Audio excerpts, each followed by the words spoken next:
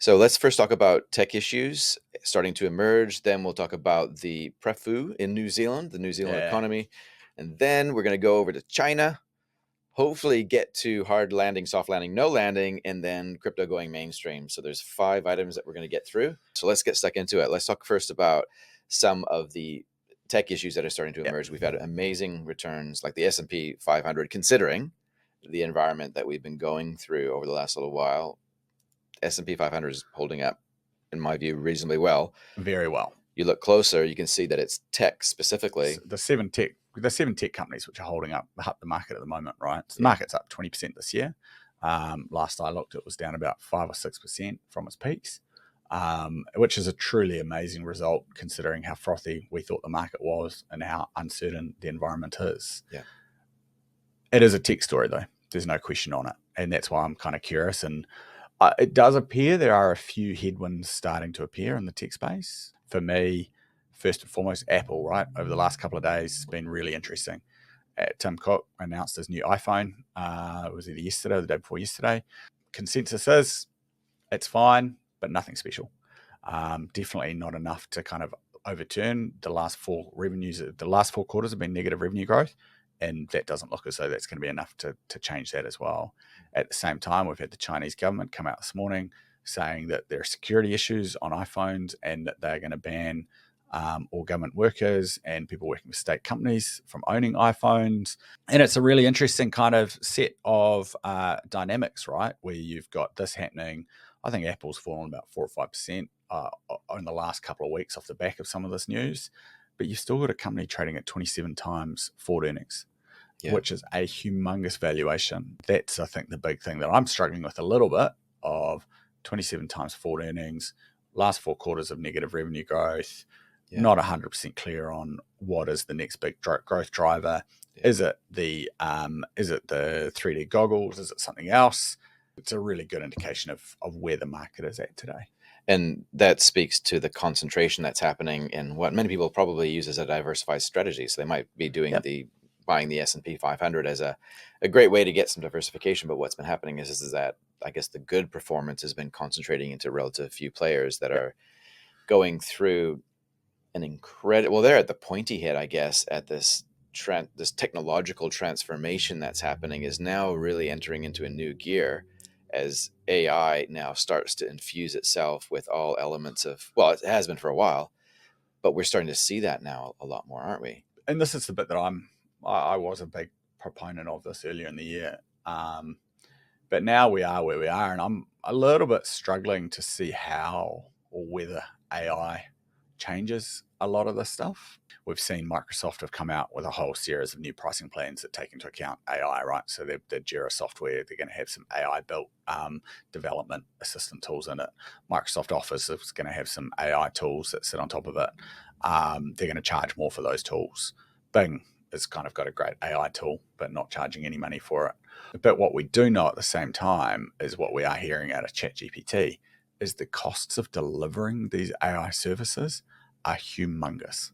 The data processing costs, the chip costs, the energy costs, it's not free. So when we think about this, we're using it on our platforms, but we're not really realizing the massive server farms that are operating behind the scenes, kind of like with crypto assets. Right? It's the same sort of thing. All over again.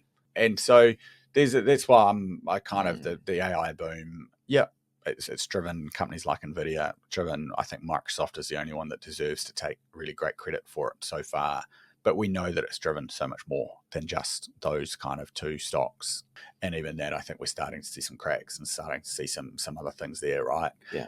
And you look kind of slightly further sideways in the tech space, right? You've got Google all of a sudden facing massive antitrust issues in the US. A lot of people would argue that's long overdue with their complete dominance of the advertising market. And what's really interesting is it's not Europe going after them. It's US, again, Biden administration, so cracking down on big business, but it is a very different sentiment. You then flow on to what we saw last week with Huawei. Huawei managing to release a smartphone with their own domestically made chip. So far, the reports aren't overly horrible, which is actually a massive win for the Chinese. Chinese have spent many, many, many billions over the last kind of 12, 24 months trying to kind of accelerate their own technology, and particularly in this space, given where the export curves have come from the US. Right. And so, yeah, so I just find it really interesting, right? We've got an S&P 500 that's driven by the Magnificent Seven, who have delivered a very significant chunk of the returns this year. Yeah. You've got an overall market still trading at kind of 19 times PE, with interest rates, which are here to stay higher for longer. Plus, we're starting to see some cracks in the companies, but the market's ignoring it. So it is an interesting one right now. And I guess one of the reasons why maybe the market's ignoring it is that if this is the performance with this kind of environment, imagine when interest rates get lower. Maybe that's what's going on. But now, I guess this is where we're at a changing paradigm now, where maybe interest rates stay higher for longer, and we'll come back to that, right? But before we do, NVIDIA, one of the things that I've been watching with interest and trying to understand is just how this is going to go down as either the company that was really, really undervalued, kind of like going back to like Tesla. To Apple. Well, no, also think Apple 2007, right? Okay. Where they came go out back with this that far, iPhone, and all of a sudden now they've become the most by far and away the most successful company in the world. Yeah. And I was thinking Tesla, where people were kind of screaming that it was way overvalued, and they started shorting it, and then it really took off. And I just wonder with NVIDIA, they are heavily involved or they're positioned to benefit from the AI boom in the chip space. And if I was to guess how AI, or even just technology in general, not just AI, but how it kind of interacts with existing technology stacks, it effectively gives it a new dimension. And with a third dimension, you have more value that could potentially be unlocked. And so when I look at this and I hear stories about involvement with CoreWeave and where the money comes from, and a whole bunch of stuff that's a whole bunch of crazy, but maybe true. On the other side, I look at that going, well, maybe they're really amping up to get as much money as they possibly can into that because they know where it's going. Yeah. So it could be a case where maybe it's overvalued, and if that goes down, it brings not just the index down, because I think it's something like 5% of the S&P. Yeah, it's now the third largest. Yeah. So if that could be bad if it went to zero, but it's the contagion. It affects so many other things. It is. NVIDIA is clearly a risk, right? And Yeah. I think to me, the Tesla or Apple analogy is the right analogy. Can they maintain the stranglehold over the GPU market? Can they kind of maintain their positioning? Yeah. If they can, it's cheap. If the chip market returns to its historical trend of being hyper competitive, a boom bust sector, then it's really expensive. Yeah. But again, only once you've done your work, that's the only way you're going to take that view. But it's definitely, it's not an Apple, it's not a Microsoft. It definitely doesn't have that stability to it, but it's probably got more upside potential too. It would be a good one trying to call that one, right? Yeah. Okay, let's move on. New Zealand economy and where we're headed, where we're going. Shall we talk about the pre-election government financial update? Yeah. The review. So, look, it was really interesting, that report. I think Herald and some of the other media outlets have kind of described it as get out of jail free card for Labor. I kind of tend to agree, but I also think it's the noose around everyone's neck. I think I kind of like the forecast. I don't like it, but I agree with the forecast that's come out, where basically growth kind of slowly returns to normal over the next 2 or 3 years. Inflation slowly returns back. Unemployment never really gets there. Kind of ticks up. It's kind of the ultimate soft landing, is where it's come out. Personally, though, I think that's a pretty horrible outcome, because I think we're in this world in New Zealand, and to be fair, New Zealand's worse than most at the world in the moment, where we're not really growing. We're not really we're upping our overall economic statistics using immigration. That's right. Yeah. We've kind of got higher inflation, but fundamentally that's not going to come down anytime soon. And so we're kind of just sitting on the status quo, and I feel that we're going to say another 3 or 4 years, we're going to be in the same position of kind of oscillating between kind of minus 0.5% GDP growth every quarter to plus 0.5 to 1%. What we know, come back to my corporate kind of analogies, we know when you're kind of going and you're a bit hum-ha, the only way you fix it is you rip off the Band-Aid. And slightly controversial, but I would have much rather seen a forecast which shows us dipping into a proper recession. That's going to mean that we could do something with interest rates. We need wages to kind of normalize. We need unemployment to tick up.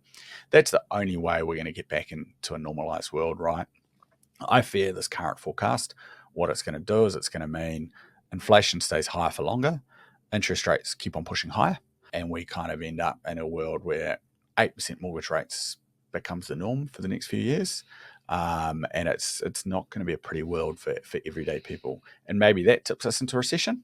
But yeah, I personally, I think we almost need to be let's rip the Band-Aid off and let's kind of make this happen now rather than kind of prolong it for another little wee while. It also doesn't help where we've got political parties out there treating the election like a lolly scramble, and throwing a whole lot of money that no one's really got to stimulate growth, and buying votes, but that's going to drive up inflation. So there's not a huge amount of sense in what we're seeing at the moment, unfortunately. Long way of saying my view is probably fairly lackluster growth for the next little wee while, higher inflation for the next little wee while, interest rates probably keep on going. New Zealand market massively underperformed everyone else over the last kind of 2 years as a result of kind of, I think, we haven't seen the rally in New Zealand that we've seen offshore this year. And that's because largely the New Zealand market is driven by interest rates. New Zealand stock market, 65% is either property or infrastructure. And those are two sectors which are highly, highly, highly interest rate sensitive. We don't have any growth companies or anything that's kind of really interesting, which is going to change the needle, unfortunately. So not a great place to be. Yeah. Very negative, I know. Not a great place to invest or probably be for the next medium term. The flip side, though, 100,000 new immigrants every year. House prices, they're going to have to start shooting back up again. Some really great stats in The Economist last week comparing New Zealand versus everywhere else in the world. We've got one of the lowest numbers of houses per capita in the world, and we've built the least number of houses per capita out of all other countries in the world over the last 20, 30 years as well. So, yeah, if you're a homeowner right now, I think you should start feeling pretty good about yourself as long as you can afford to keep paying that mortgage. You're right. There's a lot to unpack in what you just said there. And Sorry, I keep it going. Oh, well, that's good. I'm glad you got it out there, because better you saying it than me for a start. Like I agree with what you're saying, and I think what you're saying is probably the mainstream view, I think, except for the fact that probably most everyday punters are still thinking interest rates are going to start tumbling down to what it was, not necessarily during the pandemic, but pre-pandemic. So people are probably expecting interest rates in the 4s, maybe by this time next year onwards, is my general impression. But that's only happening with a pretty deep recession, right? I know. And so what you're saying is that that's going to have an unemployment kind of number probably in the high 4s, low 5s. Yeah. And that's not what we're seeing. No, we're not. But part of me wonders if we will see that naturally the longer we stay at these elevated interest rates, because I don't know. Maybe 18 months into the hiking cycle, right? Yeah. So we haven't yet fully seen the impacts of that, is my view. I think there's been a lot of cash savings, surplus credit on the sidelines, sustaining a lot of households, getting them through, funding business during bad times, which is starting to really kick in now. That'll deplete, and then we'll probably see businesses laying off and cutting costs. I can still see a pretty sharp recession just if we keep the status quo going. A great quote I heard today: recessions and bankruptcies have two speeds. They start slow, and then they go real quick. Yeah. And that's inevitably what generally happens here. I mean, and there is, I think, the part of the issue that my slightly pessimistic view here is the view that central banks and government over the last 15 years have kind of got themselves to believe that traditional economic cycles no longer need to happen. And they can control things. They can control it, right? Yeah. And so that's why we see fiscal stimulus. That's why we see all of these tools being used. And I fear that the prolonging of the cycle, which is what we're seeing right now, it does a whole lot of damage. Yeah. In saying that, though, the New Zealand economy has some massive red flag issues. Kind of staring us in the face, right? Which most importantly being China. Yeah. So that is a big buyer of our milk. And then even indirectly, we're going to be impacted by our second largest trading partner, Australia, being impacted by China. So we're getting it two ways, right? So 27% of our exports go to China. Yeah. And then kind of Australia is the by far and away the second largest of our partners, Yeah. and 35% of their exports also go to China. Yeah. And China's clearly in the doldrums, right? You've got youth unemployment rising. That's just unheard of, right? That we're kind of the idea in China for the last 40 years has always been the next generation will always be significantly better off than the previous generation. Yeah. A little bit like what's caused a lot of the social issues in the US and to arguably New Zealand over the last 20, 30 years. Yeah. You've got a property market which has no signs of abating and improving. Yeah. You've got a market, the rest of the world's kind of being scared about inflation. China's actually going through deflation. And I think there's a number of drivers of all of this. I think probably the big one that people haven't quite recognized is the decoupling with the US, and where a lot of production has been taken out of China, moved to friendlier countries or Yeah. friendlier, Friendshoring. Yeah. friendshoring, or back on shore, and that's creating a lot of excess capacity in China. That's creating a lot of the unemployment. And at the same time, it's driving a lot of the inflation. And while the goods inflation is kind of dying down through the rest of the world, but Can we just pause you there, and we'll start off with, say, yeah, maybe the Trump era initiated perhaps trade yeah, disputes, which then migrated into more friendshoring or onshoring, where we're not going to export the jobs and import cheap goods anymore. We're going to produce more onshore. yep, That then creates surplus capacity, production capacity in China, which means that just to keep things moving, they've got to lower prices, and effectively there's less people working. That creates more youth unemployment in particular, and youth unemployment is highly correlated to social unrest, which is a massive issue in China.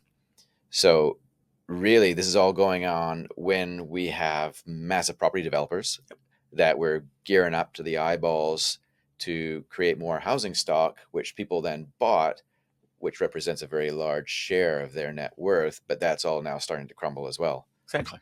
So that's China. So it's scary, right? And so Visit sometime.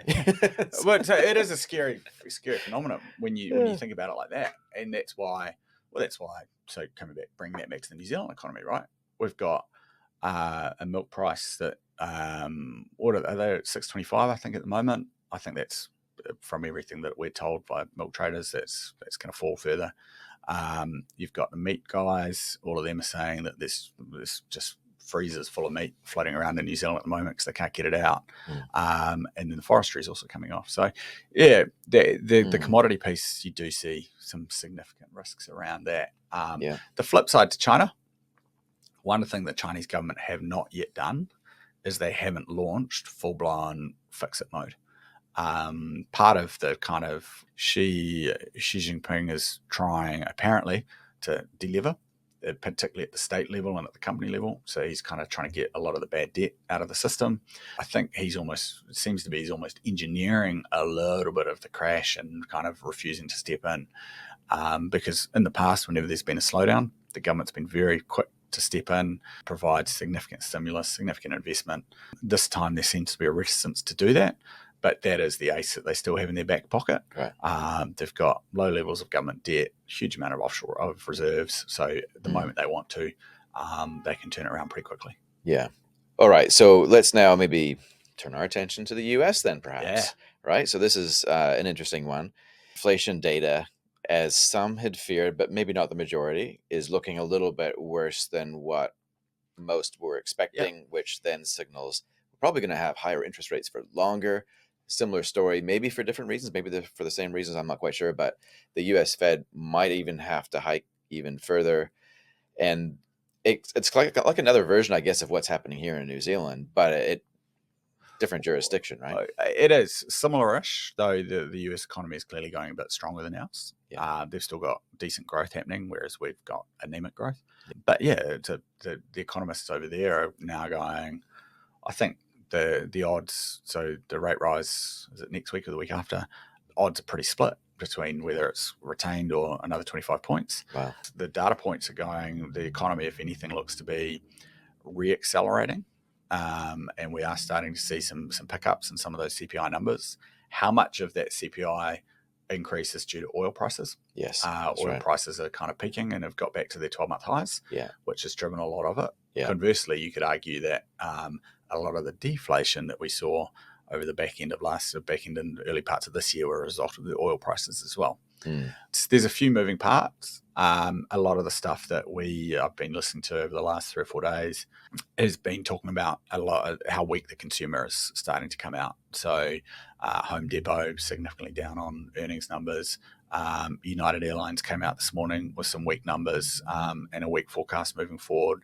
You are starting to see some cracks. Credit card defaults, auto loans, all of that stuff starting to get there. Yeah. You saw the other big one that's kind of quite scary. We think the banking crisis is over. In the US, the regional lending program, which was set up in March to help off the back of First Trust and Signature Bank failures and making sure that the regional banks could survive. Apparently that's now up to $108 billion of lending, significantly larger than anyone thought it would get to. So there are some underlying cracks and concerns. The problem is, as an investor, the cracks and concerns, and there's always been a little bit of cracks bubbling away over the last 12, 18 months. And it's been really, really hard to trade on those decisions and understand where they get to. And that's why it's kind of been really hard, right? The markets, economists, and everyone's been a little bit schizophrenic, going from soft landing, the next week it's hard landing, to no landing. We're very much in the camp at the moment of soft landing. Some people are in the no landing.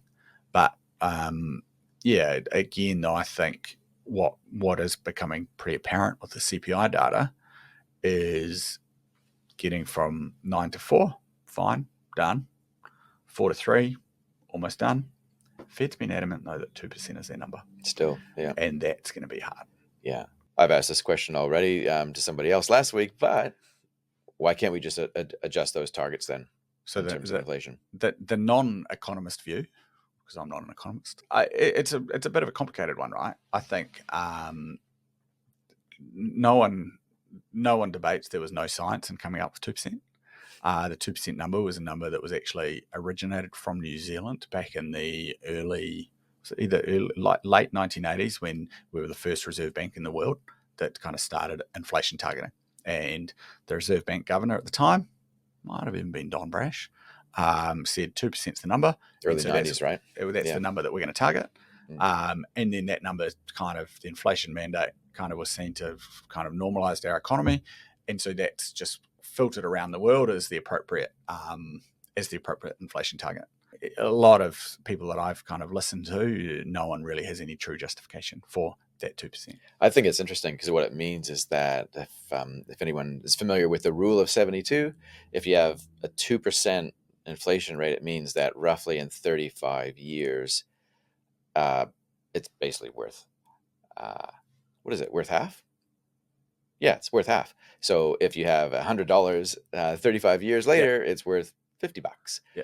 If you have a 2% annualized interest rate, I might be butchering the numbers there a little bit, but that basically means that for a typical generation during their working life, let's say from age 35 to age 65, like the prime years of bringing in income, you could be assured that whatever you have is going to be, in terms of cash, or in terms of stuff that you need, is going to be twice as expensive by the time you reach retirement. And if you own assets, you know that the assets, assuming they're just keeping pace with inflation, is going to be worth twice as much as well. So I think that there's an interesting design element that filters through and it echoes. So it echoes through the financial system.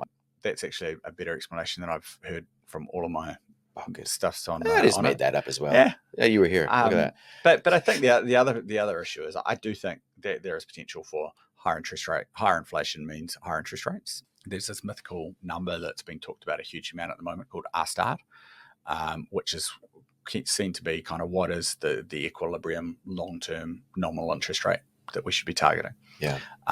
So the argument is, I think most people think it's around 4%. So 2% inflation, 2% above that. So that gives you your 4%. Right. If you increased your inflation rate to 3%, does that mean that long-term interest rates need to go to 5%? Look, I don't know. I'm not sure I completely buy into that theory. And even actually Jerome Powell, he said he's got some serious concerns around any theories around R-star as well. Because what we have seen over the last kind of 10 years, 15 years, where is interest rates kind of move, can almost move entirely independently of inflation. Yeah. Yeah. So I think, I'm just a little bit kind of I curious. know. I'm not sure that it will materially change interest rate structures over time. No, we'll see. And it's important, I guess, for anybody who has debt that we think about how much debt exposure we have if we're going to be going into a season where interest rates stay stubbornly high for stubbornly Yeah, long periods of time, right? Because that means that in the peak of your wealth building phase, it might be harder, or your mortgage might be a larger share of your debt. And as a result of that, the value of the underlying asset, your home, isn't necessarily going to grow at the same rate yeah. as it once did. But actually, I'd never thought about it like that. But that's a really interesting point, right? Where you've got, if you the peak in your career, so if you that 30 to 50 year period, you've got very high interest rates. That's actually massively penalising, right? Because during that period, that's when you're highly indebted, and so therefore you're getting penalised by the high interest rates. The flip side is when you get to, if they come down again at the end of that 20-year period, Yeah, you've already sold out. when you because you've sold out, you need to get your money, but also at that point you're living in retirement, right? You need to be earning a higher return on that capital because that's got to be doing a lot of the day-to-day work for you. Yeah, it's actually, I never thought about that. I think it's just a fascinating thing because we have this recency bias where we can kind of just buy a home, Yep, and put the hammer down on doing renovations rather than debt repayment, and then sell it and buy a higher value home and do it again, even bigger and bigger and bigger, because we've taken for granted that a lot of the gains in property have been monetarily induced yeah, gains, which are systemic, and it's a tailwind that we've been riding. It's not necessarily because of our added value. And that's the part that I think is potentially has been a trap in the yeah, last few years in particular.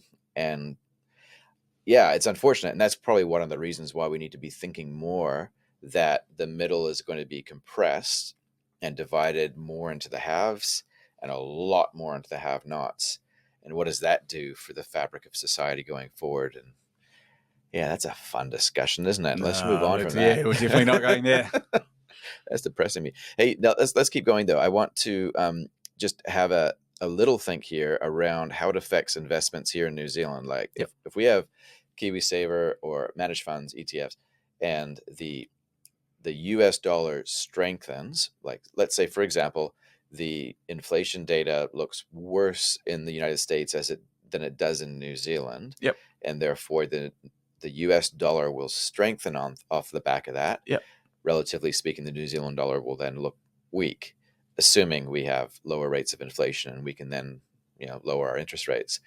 What does that do to the unhedged Yep. portfolios we have here in New Zealand? So the hedging, just so people know, means that you have another financial instrument in place which deals to the exchange rate movement so that you're getting an adjusted rate of return after the exchange rate movements. But a lot of KiwiSaver providers may not fully hedge. They might partially hedge or just not hedge at all. And other investments might be like that as well. So what should Kiwis kind of be thinking about if we see a situation where interest rates stay higher for longer in the US, but not in New Zealand? So falling New Zealand dollar, rising foreign currency, that's always going to mean that assets offshore are going to do better than assets onshore. And I think that's one of the reasons why we, KiwiSaver Manager and everyone else, we're big proponents of a properly diversified portfolio, right? NZ Super, they announced their results this week. They've got their New Zealand domiciled assets down to 15% of their fund. Okay. Not New Zealand dollar domiciled, the New Zealand domiciled assets down to 15% of their fund, which kind of is really great because that means they've got rid of a lot of that home bias that Yeah, a lot of people have, right? Us, we put 25% that's of right. the core assets into a New Zealand portfolio because actually it's really, really dangerous to put all your eggs in that one basket, particularly for such a small and arguably undiversified economy, right? We're still a commodity-driven exporter. Yes. So I think kind of one of the big things at the moment, what we're seeing, right, is as we see the tech boom in the US, that's why everyone's KiwiSaver should be doing really well. We've got domestic terrible news where kind of New Zealand media is still pretty negative. We've got a domestic share market that's not really doing anything, hasn't seen any of the gains that we've seen offshore. And that's unfortunately what our media are focusing on. But actually, everyone who looks in their KiwiSaver accounts, and hopefully you've got a KiwiSaver provider that gives you really good kind of views of your returns, your KiwiSaver should be doing extremely well right now, because those offshore assets, the falling New Zealand dollar, should be providing a massive cushion to it. The other thing that we see as we kind of head into recession territory, or we kind of start to get into a world where it gets uglier and risk off, what we kind of typically expect to see is, as foreign markets start to fall, then we should also see safe haven US as the safe haven asset, and so we'll also see the New Zealand dollar fall. And so That's right. One of the two biggest correlations that you get in investing is S&P 500 is negatively correlated with the strength of the US dollar. That's right. Yeah. And so as a New Zealand dollar investor, that's awesome, because if I go and buy my S&P 500 tracker fund, go buy that on Hatch or Sharesies or one of those platforms, what happens is that when those markets crash, generally New Zealand dollar also crashes, which acts as a really nice little hedge. So you want to be unhedged in a falling market, and you want to be hedged on a rising market. Yeah. And I think at the moment it's a really interesting time, right? Where, as an investor, I think you focusing your assets offshore, getting them into foreign currency, coming back to what I was saying earlier about what we see and where we see the New Zealand market going over the next kind of 2 or 3 years. Yeah. You can't see much excitement happen here. Yeah. There is arguably more downside risk in the US and offshore because of what's happened in the last 12 months. But at the same time, you've got some potential for growth, which I don't think you've got here. Yeah. Yeah. I wish that wasn't true, but I know where you're coming from there. It's just, okay. But I think one of the really important points, KiwiSaver has had actually a great 12 months and a fine 24 months. Yeah. And I think because of these offshore assets which have driven significant gains for investors, which means that most people's KiwiSavers on a 2-year basis, they should be flat, maybe slightly negative, slightly up, but definitely not in the doldrums like people expect them to be. Yeah, yeah, which is good. Oh, it's a great news story, right? Yeah. And that's why we invest the way we do. Yeah. That's why KiwiSaver is such a powerful vehicle. Yeah, okay. Let's finish up then and talk a little bit. Again, it's in the technology lane. It's in the financial technology lane, crypto. We had that. BlackRock's been in the news a lot, right? Like BlackRock with their $2 billion initiative that we saw plastered everywhere in the media. A whole lot of nothing burgers, really, when you dig into the story. Nothing. But I did a little bit of digging around with BlackRock with their ESG aims and goals and views on that, which seem to subtly be changing over the years, and just trying to understand, well, what is the motivation here? Do you have views around BlackRock in particular with relation to sustainability? Oh, look, I do think they do a pretty good job on sustainability. I think Larry Fink, with his annual letters, does raise this and does do quite a good job at kind of holding people to account for the sustainable outcomes. Mm-hmm. You got to remember, in the US, this is considered to be extremely woke, and even the idea of kind of taking into account sustainable outcomes, people think is just bullshit. So, look, I think we might like him to go further. We might like him to do a better job. But in the context of where his main market is, I think BlackRock do a really good job on the sustainability front. There was a little bit of stuff in the media around the Saudi Aramco guy getting appointed to the board, which kind of, some quarters, might not look like a very good look, especially when BlackRock's trying to kind of brand itself as the savior of the environmental universe. What are your thoughts on that? Well, I think there's two things, right? I don't think they are trying to brand themselves as the savior of the environmental universe. I think they're saying, hey, we want sustainability to be a big thing for the companies that we work with. By the way, we've got a range of investment offerings, of which some are market leaders in the environmental space, some are not. And that's where I think it gets really interesting, right? I think the other point is, the truth is, we need Saudi Aramco. We can't affect the transition tomorrow. I know. We need oil. We need oil, right? Yeah. The other point is gas. So we've got some issues. I've got some concerns around the general perception on natural gas at the moment as well, where it's seen to be a really bad thing, and therefore it's just another fossil fuel, so therefore bad.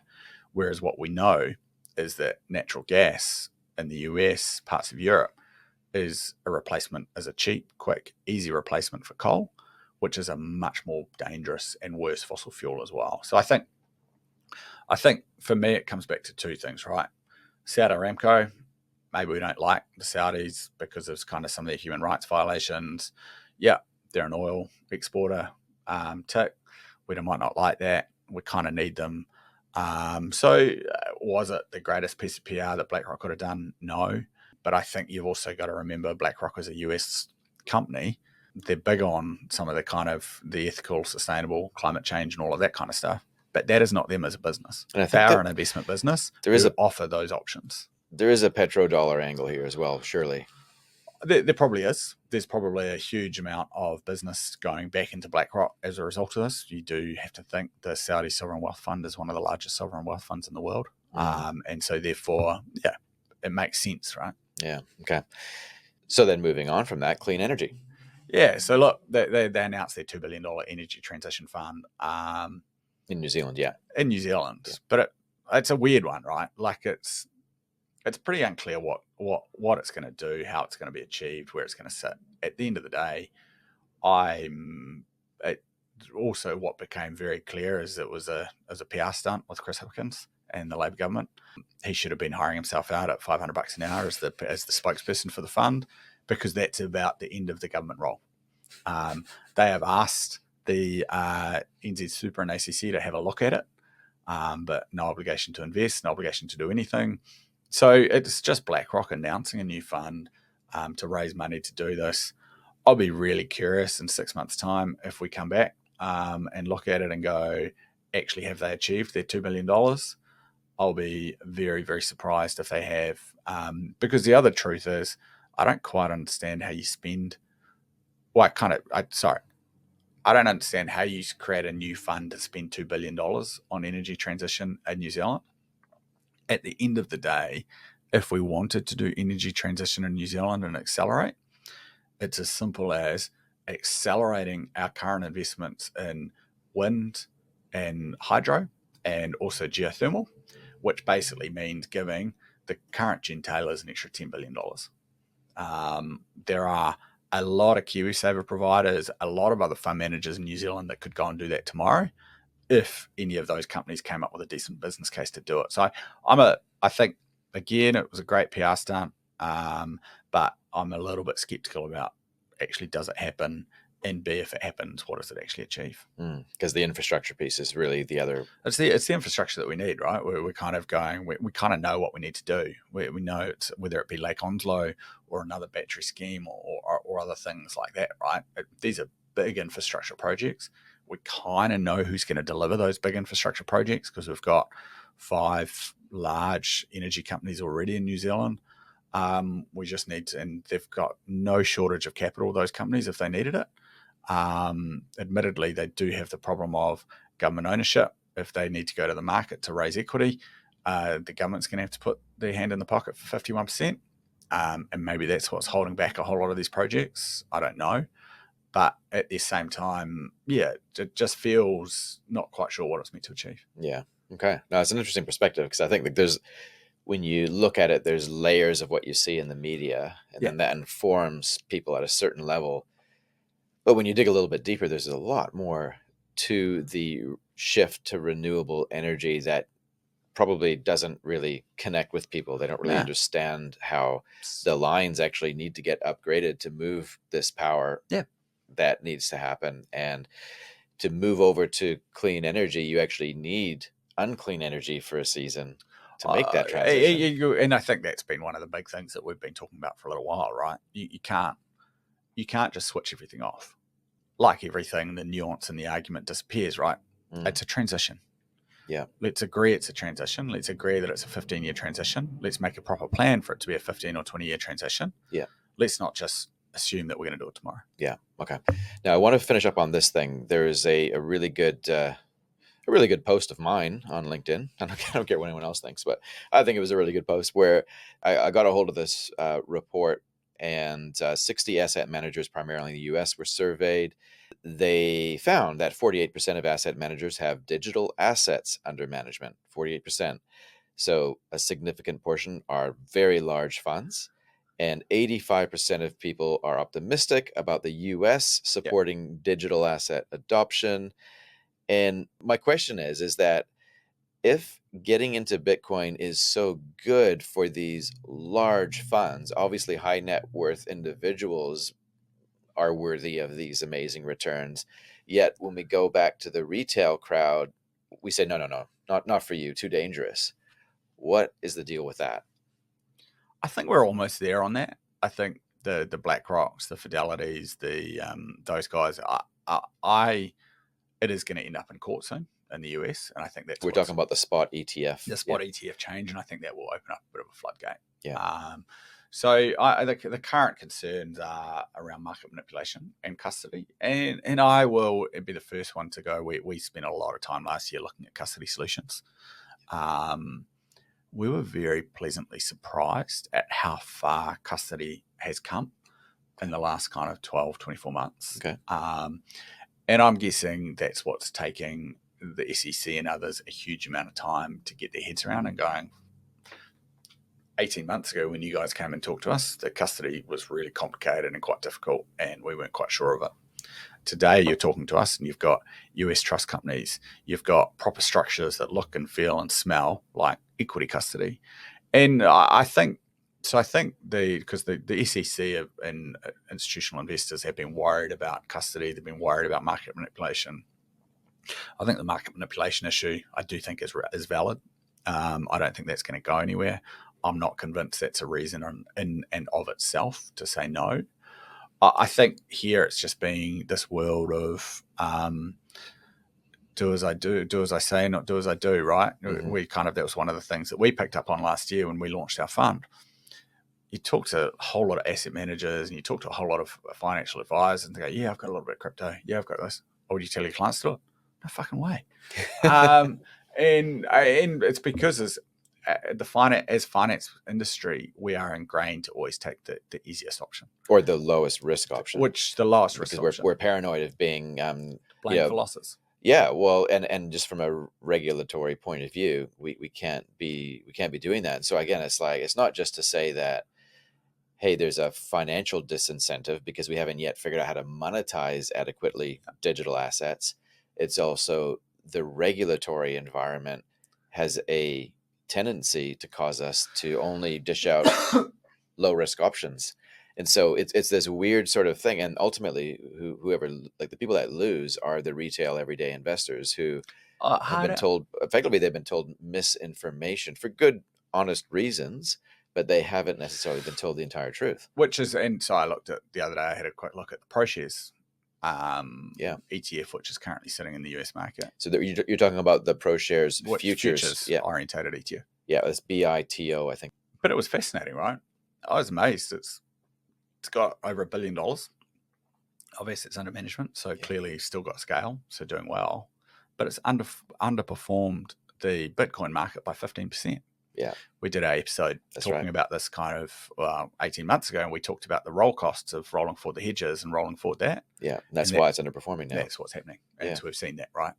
Fine in a parabolic market, but not when it's in a bear market or a flat, right? Exactly. Yeah, and so you're right, and that means that for a lot of everyday, and we at the same time we're seeing the Dassault thing here with the crypto exchange that's gone bad. Oh, Dassault, yeah, Dassault. We're seeing others, and so it's really sad, right? Because as regulators make it harder for a lot of these products, effectively what it does is it pushes people into the fringes and it makes it kind of more dangerous and harder for people, right? I mean, I think I'm pretty good with technology, and but even I struggle with wallets, and someone was like, oh, you get yourself an Exodus wallet, and then I'm like, but I'm going to lose the password because I lose passwords to everything. Oh, we'll just get a hard thing, and I'm like, there's no way I'm getting a real wallet because my kids are going to lose that one. Yeah. And so for me, that's why kind of my exposure is now through my KiwiSaver, because it's by far and away the easiest way for me to do it, right? And I think everyday people are missing out the longer that this kind of stuff drags on, and that we're not brave enough to kind of just take a little bit of risk. I think the best analogy is there's an asset manager in New Zealand who very proudly talked about number one rule that they had written on their wall: never lose any money. And that's great in theory. The problem is if you take that approach to everything, you're going to struggle to make a lot of money because you're not going to take risks. And my view is you take risks where risks are appropriate. You appropriately disclose risks. You warn about the risks. You make sure that every single person goes into it with their eyes wide open. Yeah. But fundamentally, that is our job. Our job is to treat people like adults and let them take some risks with appropriate disclosure. Yeah, absolutely. Parable of the talents, right? If you don't invest what you have, what little you have will be taken away. So Yep. that's kind of why we have to do it. And we talked about inflation before. If you don't, you're going to be left behind. So you have to invest. But it is a spectrum disorder, investing. And on one extreme end, it's totally just gambling. Yep. Because you're parting with your money on the chance and getting it and more back. And then on the other end, you're just burying it in the ground. Hopefully you'll get some of it, but really its value is being eroded. So somewhere in between, and applying as much design to it will ensure better results. And that's the honest truth, right? And I like crypto. I think I can see the use cases for it. I can see where it might go. Yeah. Am I saying anyone should go all in on it? No way. But it's coming back to actually a little bit like the NVIDIA proposition that we talked about right at the start, right? Yeah. It's one of those that it has the potential to do amazingly well and to be a massive thing. Yeah. But it's also got some massive downside risk. Yeah. Arguably, NVIDIA potentially less which up and downside risk, but that's how we always need to think about investments, right? Yeah. And depending on Totally. what we see as the up and downside risk, that's how we scope up how much we're going to put in or out. Diversification is there as a design feature. It's a structure that you build your investment strategy around.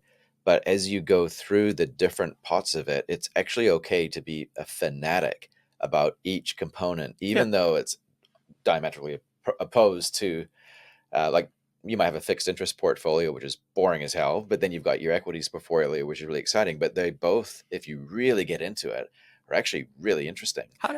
Crypto, right? Like I've been talking about that for years. And in some cases, I'm sure people think I'm an extremist, but you have to, like, if you really want to learn, you get really into it. Like be an absolute fanatic, an extremist, but you don't have to be an extremist to think extreme thoughts. So, like it's holding all this intention, right? So like if you really want to understand Bitcoin, you kind of have to go there. But at the same time, that's just a small segment of your portfolio, a small segment of your thinking as well.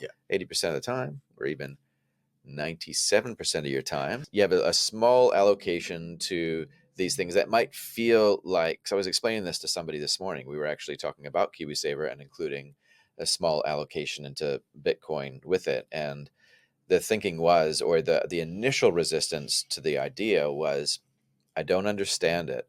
And I like the idea of it at a level with what I know, but I'm scared of it because I don't understand it. And it was an interesting conversation because as it went through, it was like they wanted to receive the benefit of it, but at the same time, they acknowledged that it would require a lot of, I guess, emotional and intellectual work to get to a point where they were really passionate about it. But in the end, it's simple. You just rely on the science that a very, very small allocation to it can dramatically improve overall portfolio results, right? Oh, definitely. And actually, I think your analogy before, right? 3% of your portfolio, so 3% of your time. I think the other thing that we're not very good at is listening to the people around us as well. Yeah. You're an advisor. You've been in the space for a long time. It's all about how we listen to the people that have been around it. Yeah, that's right. Keeping an open mind and just balancing some views that don't quite fit right with you, but maybe there's something in that, right? Yeah. Awesome. So how have we done? We've done tech issues. We talked about the New Zealand economy. We've talked about China. Talked about the U.S. hard landing, soft landing, no landing, and we've talked about crypto going mainstream. So we've covered a lot of stuff. I think we've gone a long way. I was going to say at the start we needed to make sure we were disciplined and sit there kind of 40 minutes, but I think we're probably going closer to an hour and a half. No, not that much, but close to it. No, it was good.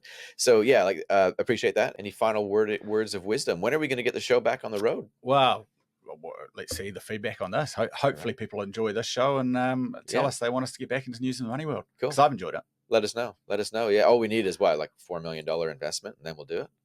I'd say a $4 investment, and we'll probably just say yes. All right. No, that's good stuff. All right. Thanks very much, Rupert. Thanks, Darcy. Cheers.